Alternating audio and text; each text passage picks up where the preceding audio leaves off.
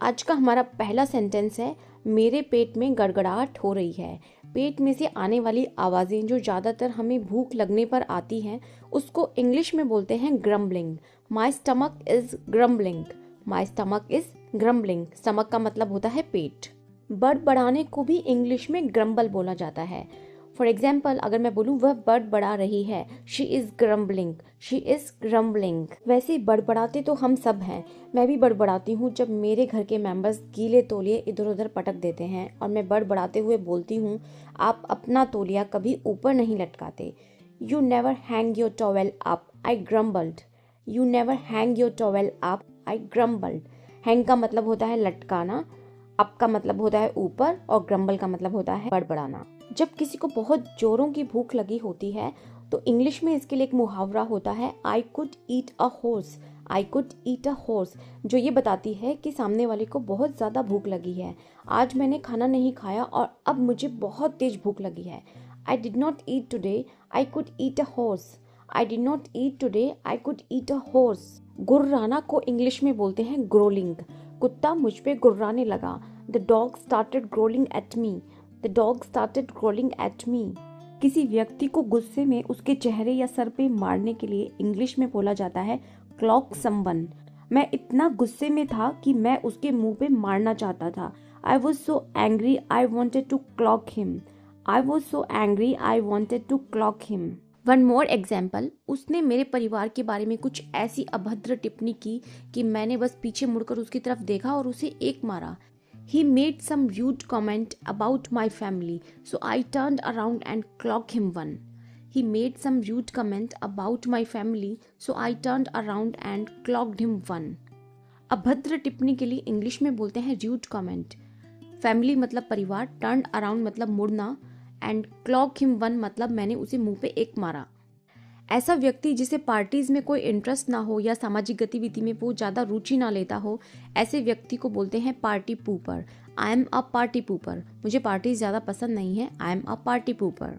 और ऐसे लोग जब पार्टी में पार्टिसिपेट नहीं करते, अपने दोस्तों के साथ डांस नहीं करते, उनके साथ में इन्वॉल्व नहीं होते, तो फ्रेंड्स बोल देते हैं कि यार पार्टी का मज़ा ख़राब मत करो।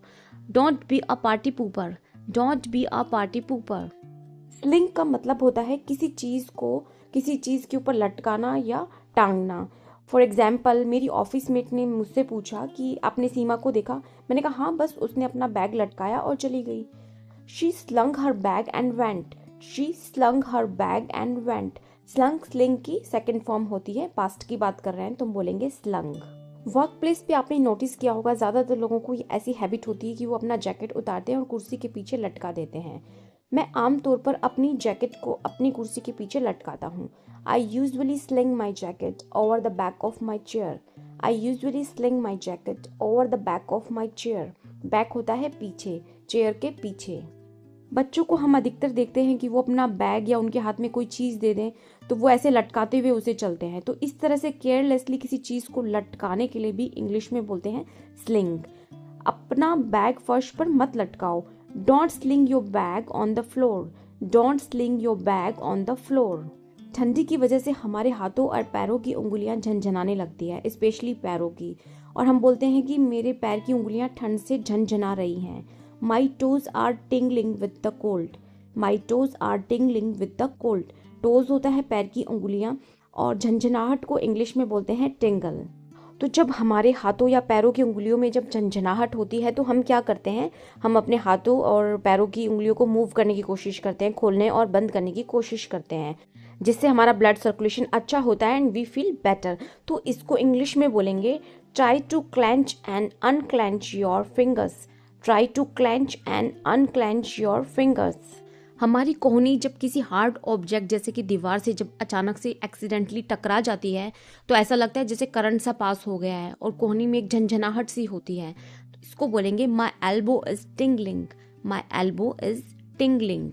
एंड कोहनियों में झंझनाहट होने पर हम बोलते हैं कि अपने हाथों को खोलने और बंद करने का प्रयास करो। Try to clench and unclench your hands. Try to clench and unclench your hands. Animals की स्किन पे जब हम हाथ फेरते हैं, उन्हें टच करते हैं, तो उनकी स्किन पे एक झुंझुनाहट होने लगती है जो क्लियर कट विजिबल होती है, वो हम देख सकते हैं।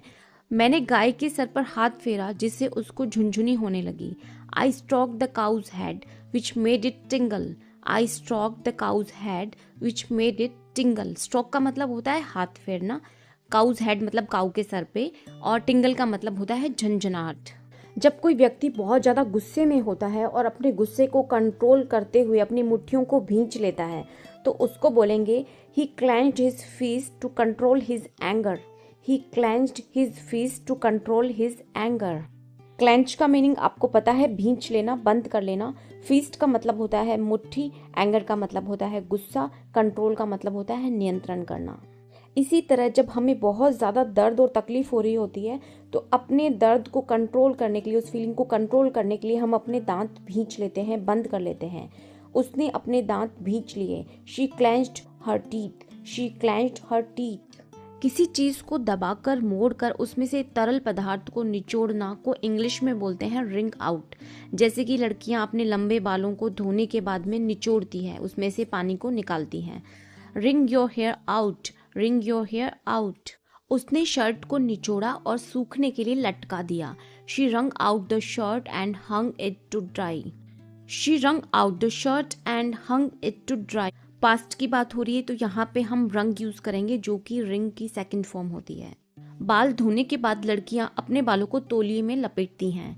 अगर हमें ये लाइन बोलनी है अपने बालों को तौलिए में लपेटें तो हम बोलेंगे wrap your hair in towel. Wrap your hair in towel. Wrap का मतलब होता है बांधना। मैं ठेठ गांव का हूँ। I am typical villager.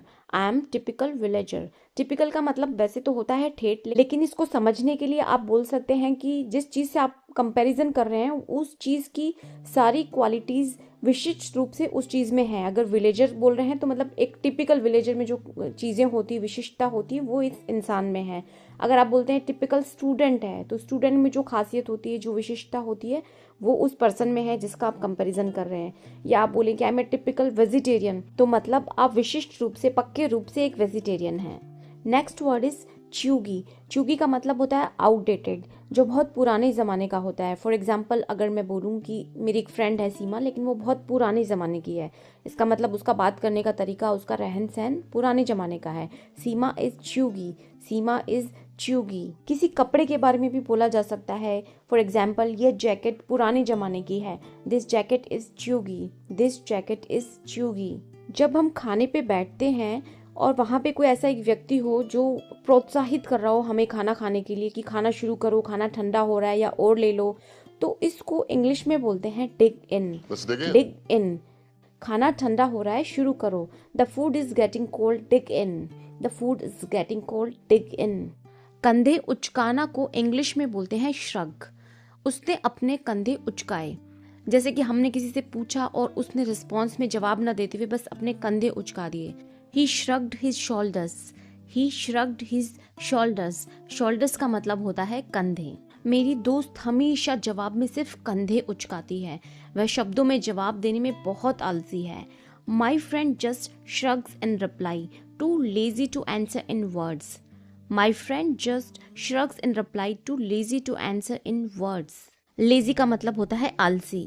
किसी व्यक्ति को ग्रीट करते हुए जब हम उससे मिलते हैं, उसका हाथ मिलाते हैं और बहुत ही गर्म जोशी से हाथ को पकड़ के ऊपर और नीचे हिलाते हैं तो उसको बोलते हैं pump someone's hand. Pump someone's hand. उसने प्रसन्नतापूर्वक बड़े जोश से हाथ मिलाकर हमारा स्वागत किया। He greeted us with delight, pumping our hands. He greeted us with delight, pumping our hands. Greet का मतलब होता है अभिवादन करना। डिलाइट का मतलब होता है प्रसन्नता पूर्वक। उसने बहुत उत्साह के साथ मुझसे हाथ मिलाया। He pumped my hand vigorously. He pumped my hand vigorously. Vigorously का मतलब होता है बहुत ही उत्साह के साथ। कंधों को आगे की ओर झुकाकर बैठना, चलना या खड़े होना, इस तरह के पोस्चर को इंग्लिश में बोलते हैं स्लाउच। जैसे कि क्लास टीचर्स अक्सर बच्चों को बोलती है कि पीठ सीधी करें, सीधे होके बैठें, झुके नहीं। Straighten your back, don't slouch. Straighten your back, don't slouch. झुको मत, सीधे खड़े हो जाओ। Don't slouch, stand up straight. Don't slouch, stand up straight. Stand up का मतलब होता है खड़े होना। आपने कुछ लोगों को देखा होगा जो लिक्विड चीज़ें पीते हुए काफ़ी शोर करते हैं, क्योंकि वो लिक्विड चीज़ों को पीने के साथ साथ हवा भी खींच रहे होते हैं। तो इसको इंग्लिश में बोलते हैं स्लर्प। चाय को आवाज करके मत पियो, don't slurp your tea, don't slurp your tea. चीज़ों को आइडेंटिफाई करने के लिए या सूंघने के लिए हम जो नाक से तेजी से सांस लेते हैं उसको बोलते हैं स्निफ। सपोज अगर मैं बोलती हूँ कि मैंने दवा सूंघी, I sniff the medicine, I sniff the medicine. Suppose मुझे कपड़े धोने हैं और सामने पड़े हुए मेरे मोजे हैं, मैं उनको सूंघ कर देखती हूँ कि क्या इनको लॉन्ड्री के लिए रखना है, क्या इनको धोने की ज़रूरत है। I sniffed my socks to see if they need to be washed, I sniffed my socks to see if they need to be washed. मैंने अपने मोजों को सूंघा ये चेक करने के लिए कि क्या उनको धोने की ज़रूरत है। जब हमें सर्दी या जुकाम होता है तो हम अपनी नाक से निकलने वाली लिक्विड को बार बार तेजी से हवा के साथ अंदर खींचते हैं, उसे बाहर निकलने से रोकने के लिए। तो यहाँ भी हम यूज़ करेंगे स्निफ। अगर आपके सामने बैठा हुआ व्यक्ति बार बार इस तरह का प्रोसेस करता है और आप उससे पूछना चाहते हैं कि आपकी नाक बहुत बहरी है, क्या आपको सर्दी है, you are sniffing a lot, do you have a cold, you are sniffing a lot, do you have a cold. समस्याओं के बारे में बात करना हमेशा अच्छा होता है, लेकिन कभी कभी सिचुएशन ऐसी होती है घर परिवार में या बाहर वर्क प्लेस में कि समस्या के बारे में न बोलना ही बेहतर होता है, क्योंकि उसके बारे में बोल देने पे समस्याएं और ज़्यादा जटिल हो जाती हैं। तो इसके लिए इंग्लिश में एक मुहावरा होता है, कीडियम होता है, लेट स्लीपिंग डॉग्स लाई। इसका मतलब है किसी समस्या को नज़रअंदाज कर दो। अगर इसके बारे में आप निपटने का प्रयास करेंगे, बोलेंगे तो सिचुएशन और ज़्यादा कॉम्प्लिकेटेड हो जाएगी। तो उसके लिए बोलते हैं let sleeping dogs lie. For example, हमारी एक कोवर्कर है, वो बार बार हमारे समझाने के बाद भी नई नई समस्याओं को छेड़ देती है। ऐसा ही फिर किसी दिन हुआ जहां उसके बोलने के बाद चीज़ें और कॉम्प्लिकेटेड हो गई और मैंने उसे समझाते हुए बोला, तुम इस बात को नज़रअंदाज क्यों नहीं कर सकती थी, क्या ज़रूरत थी बोलने की। Why couldn't you let sleeping dogs lie? Why couldn't you let sleeping dogs lie? Why couldn't you let sleeping dogs lie? एक और कॉन्टेक्स्ट में हम इस इडियम को यूज़ करते हैं जब हम ये बोलते हैं कि कोई ऐसी सिचुएशन या ऐसा कोई इंसिडेंट या ऐसी कोई बात है जिसको अधिकतर लोग भूल चुके हैं और अब हमें आज उस टॉपिक के बारे में चर्चा नहीं करनी चाहिए, उस मुद्दे को वापस नहीं छेड़ना चाहिए। तो हम बोलेंगे कि let sleeping dogs lie, don't talk about that incident, let sleeping dogs lie, don't talk about that incident, let sleeping dogs lie. I say we just let sleeping dogs lie, guys. गर्दन के पिछले भाग को English में बोलते हैं nap.